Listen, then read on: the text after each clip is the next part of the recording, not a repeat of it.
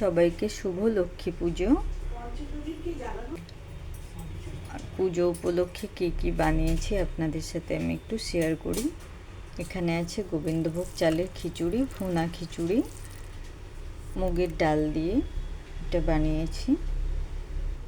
আর এখানে আছে চাটনি, যেটাতে আছে খেজুর, দেখতে পাচ্ছেন এই যে।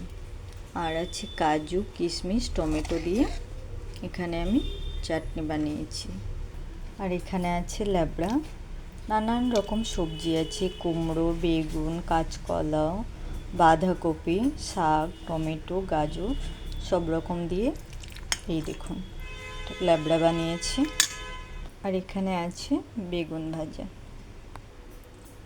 যদি আমার ভিডিও আপনাদের ভালো লেগে থাকে প্লিজ আমাকে একটা সাবস্ক্রাইব করে দেবেন, একটা লাইক করে দেবেন প্লিজ। Thank you.